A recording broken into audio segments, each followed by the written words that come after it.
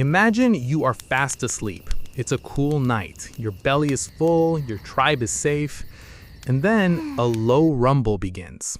It doesn't come from the sky, it comes from the bone-deep center of the earth.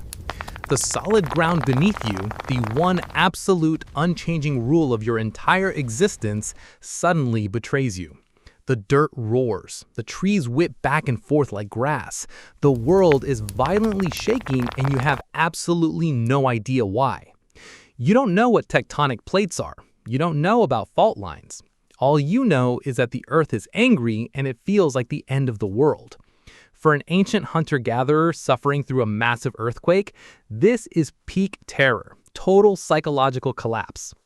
But after the dust settles, something strange happens. Our ancient ancestors didn't pack up their things and run as far away from the disaster as possible. They didn't declare the land cursed and abandon it. Instead, they walked right up to the edge of the shattered earth. They looked down and they decided to stay. In fact, they didn't just stay, they actively sought these places out. And the reason why will completely change how you view ancient humans forever. Curiosity is a survival trait, and our ancestors were the most curious creatures on Earth. Let's play a little game. If I gave you a map of the world and asked you to place a giant red X on the absolute worst places to live, where would you put them? You'd probably mark the Ring of Fire in the Pacific, the Dead Sea Fault, the East African Rift. You'd mark the places where the Earth crust grinds together and unleashes catastrophic city-leveling earthquakes. These are the planet's death zones. Now, let's look at a map of where earliest humans' ancestors chose to live, hunt, and build their very first settlements. Look at that. From Olduvai Gorge in Tanzania, dating back roughly 1.8 million years, to the ancient city of Jericho in the Levant, built around 9000 BC. The cradle of humanity is practically built directly on top of the most volatile, earthquake-prone fault lines on the planet. Why? Were ancient humans just incredibly unlucky? Were they gluttons for punishment? If your camp gets absolutely rocked by a 7.0 magnitude earthquake, why on earth would you rebuild your life right on top of the exact same crack in the ground? Here's what most people don't realize. We look at ancient humans and assume they were terrified, superstitious victims of nature, constantly running from things they didn't understand. We assume an earthquake was just a traumatic event they barely survived. But modern archaeology tells a completely different story. A story where ancient humans were far more calculating, observant, and opportunistic than we give them credit for. They didn't just survive the broken earth, they conquered it. To understand their reaction, you have to unlearn your modern fears. When you think of an earthquake, you think of collapsing buildings, shattering glass, falling bridges. But 100,000 years ago, there was nothing to fall on you. If you were standing in a savanna when a massive quake hit, you'd get knocked on your butt. It would be terrifying, but unless you were standing under a cliff face or next to a very tall, dead tree, you were physically going to be fine. The danger wasn't falling architecture. The danger was what the Earth did to itself.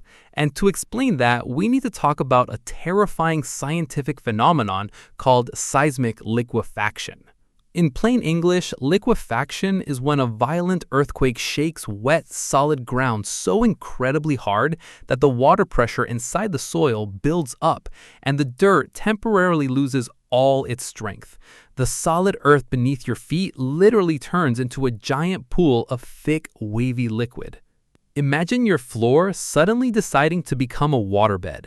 That is liquefaction. For ancient humans, witnessing this would have sparked the deepest, most profound sense of awe and terror. Anthropologists believe that extreme geological events like this were the birthplace of animism, the belief that the earth, the mountains, and the rivers are actually alive, that they have spirits. When the ground breathes, shakes, and turns to liquid, it's not hard to see why they thought the earth was a sleeping giant they accidentally awoken up. But once the shaking stopped, the spiritual awe faded into something much more practical: hunger. And this is where ancient human genius kicks in. Let's be honest about modern humans for a second. If your Wi-Fi drops for 20 minutes, you pace around your house like a Victorian ghost. If the power goes out, society is 3 skipped meals away from total anarchy. We have built a world of incredible comfort, but it is incredibly fragile. If a modern earthquake hits, your IKEA furniture falls apart. The roads crack so your Uber Eats driver can't reach you, and you are trapped waiting for the government to bring you bottled water. Ancient humans didn't have Uber Eats, they didn't have IKEA, but what they did have was an absolute mastery of their environment. They were anti-fragile. When an earthquake ripped their landscape apart, they didn't see a destroyed city, they saw a gold mine. Here's the thing, earthquakes do something incredible to the surface of the planet. When a fault line ruptures, it drastically changes the local hydrology. In plain terms, it cracks the rock and lets underground water escape to the surface. Earthquakes create brand new, freshwater springs. In a brutal, drying climate like early Africa or the Middle East, finding water was the difference between life and death. Fault lines were literally a map to hidden oases. But that's not all. Remember that massive crack in the ground? If you're a modern human, that's a pothole you have to navigate around using Google Maps. If you're an ancient human, that is a natural, ready-made hunting trap. Ancient humans realized that earthquakes created sudden cliffs, sunken trenches, and dead ends. They would actively chase herds of animals toward these newly formed geological scars. The Earth itself was doing the hunting for them. Disaster for the planet was a dinner bell for humanity. And here's where it gets interesting. Here is the big twist. Water and food are great, but they don't explain why hominids stayed in these earthquake zones for nearly 2 million years. To understand that, we have to look at the tools that built the human race. If you want to survive in the Stone Age, you need the absolute best stone. You need flint, you need obsidian, you need materials that can be fractured into blades sharper than modern surgical steel. But high-quality flint isn't just lying around everywhere. It is buried deep inside the Earth's crust. So how do you get it without heavy mining equipment?